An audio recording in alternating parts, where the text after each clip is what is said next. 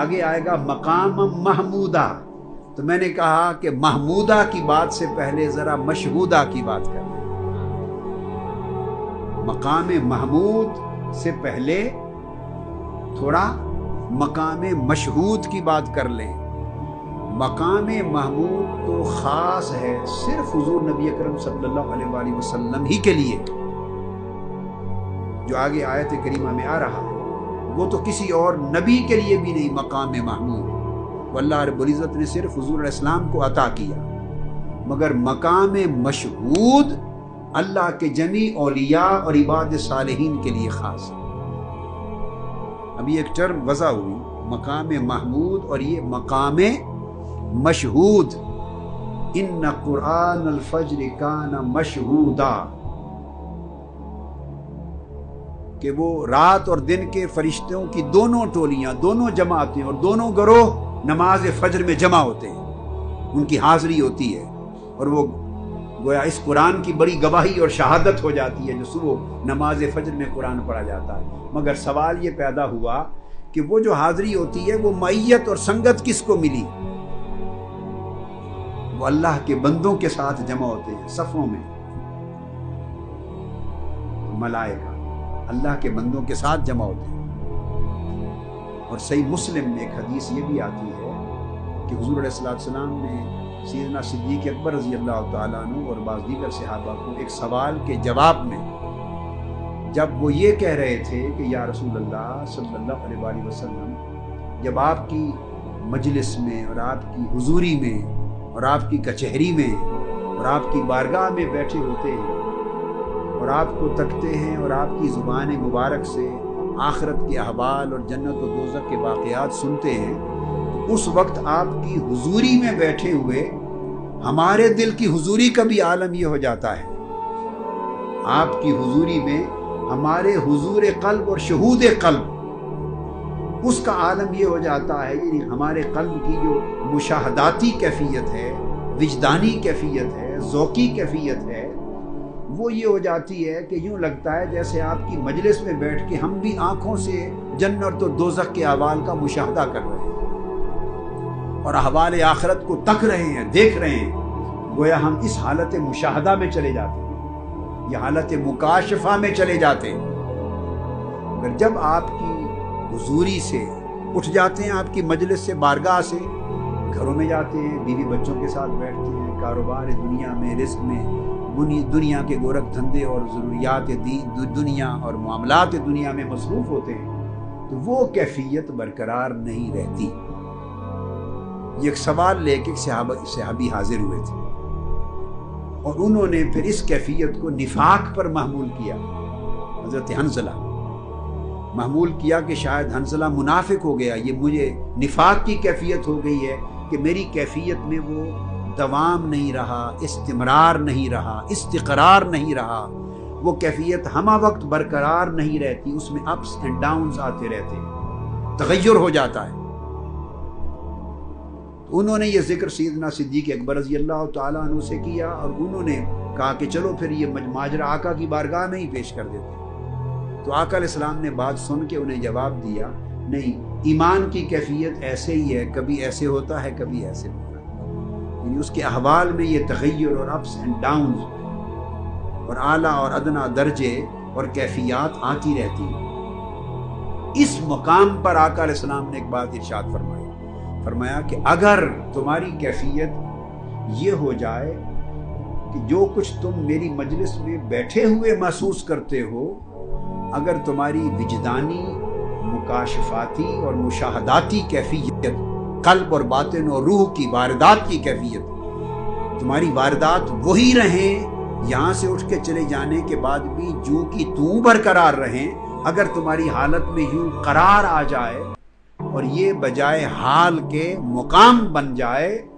تو پھر تمہیں یہ درجہ مل جائے کہ تم جب گلی کوچہ اور بازار میں چلو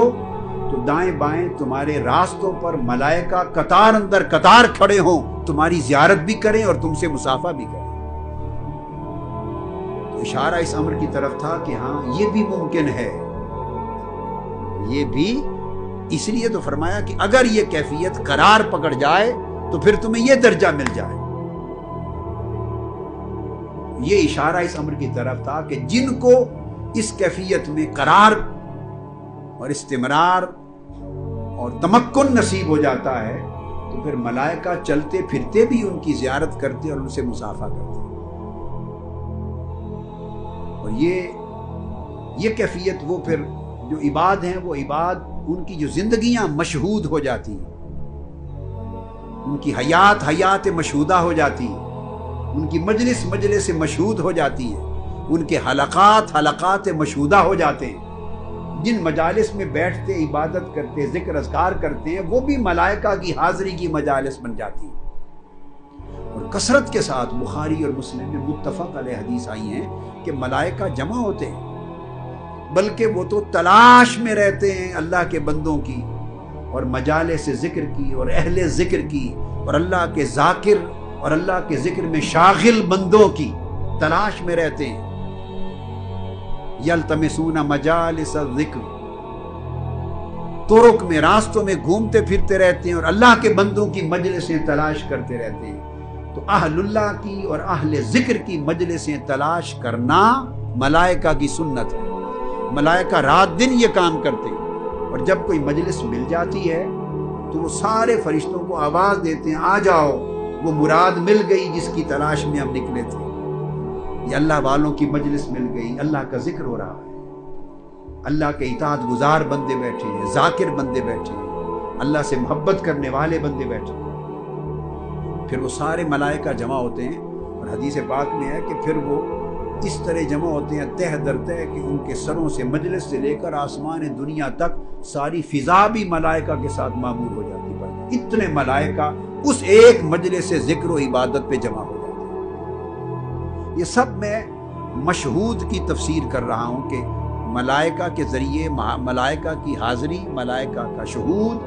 ملائکہ کا موجود ہونا اللہ کے بندوں کے ساتھ ان کی مجلسوں میں، یہ قرآن اور حدیث سے قطعی طور پر، یقینی طور پر، بغیر شک و شبہ کے ثابت ہے. اور جو لوگ جو اس کا انکار کرتے ہیں ان کی یا مطالعہ نہیں ہے یا علم نہیں ہے یا ان کی سمجھ میں کوئی نقص ہے. تو پھر یہ جو مجالس مشہود ہو جاتی ہیں وہ پھر بڑی بابرکت بھی ہو جاتی ہیں، بڑی بابرکت بھی ہو جاتی ہیں. یہ بھی صحیح بخاری میں اور مسلم میں متفق علیہ حدیث ہے کہ جب اہل ذکر کی مجلس سے ملائکہ واپس لوٹتے ہیں اور اللہ تبارک و تعالیٰ ان سے احوال پوچھتے ہیں کہ وہ کیا ذکر کر رہے تھے، تو وہ بتاتے ہیں باری تعالیٰ آپ کا تیرا ذکر کر رہے تھے. تو باری تعالیٰ ملائکہ کی مجلس میں پوچھتا ہے کہ کیا انہوں نے مجھے دیکھا ہے؟ تو فرشتے کہتے ہیں باری تعالیٰ تیرا جلوہ تو نہیں نصیب ہوا ان کو، وہ تو ابھی نہیں دیکھا. تو باری تعالیٰ ان سے ارشاد فرماتا ہے جب دیکھے بغیر میرے شوق اور محبت کا عالم ان کے دلوں میں یہ ہے تو مجھے تک لیتے تو کیا عالم ہوتا.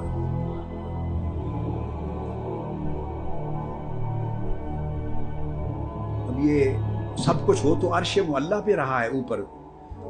مالا اعلیٰ پہ مجلسیں اللہ کے حضور ملائکہ جمع ہیں، وہیں مکالمہ ہو رہا ہے، وہیں مذاکرہ، وہیں سوال و جواب، وہیں کی باتیں ہو رہی ہیں.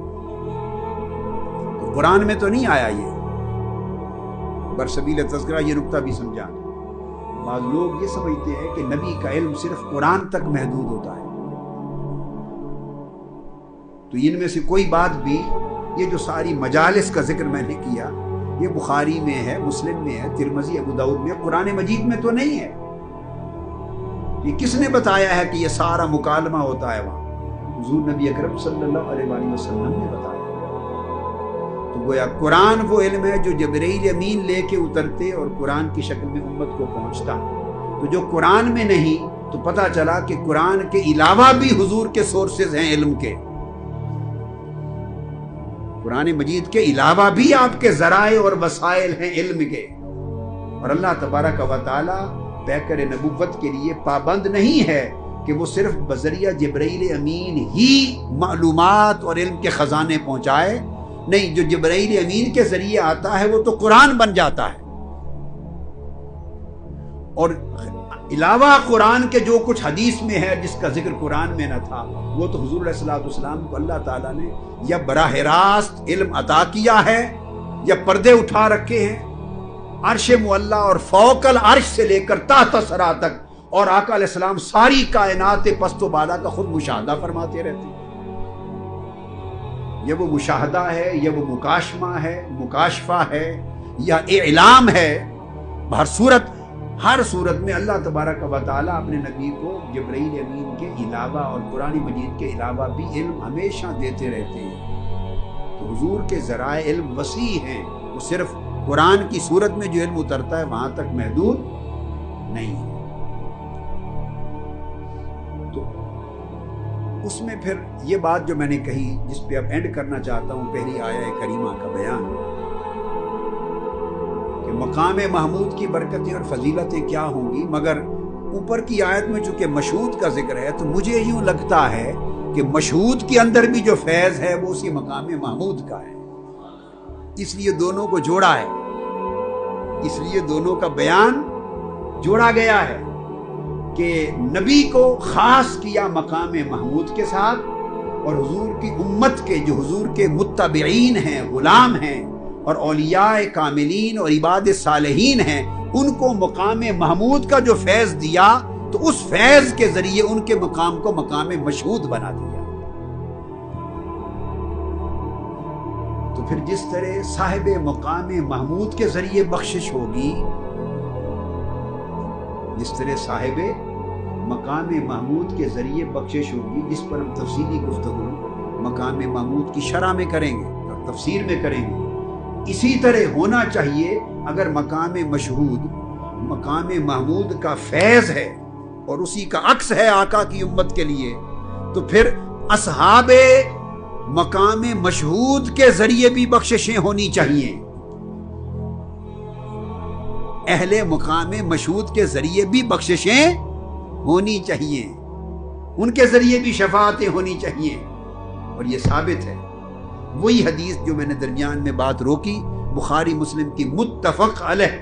بلکہ پوری سیاستہ کی 6 کتابوں میں موجود ہے۔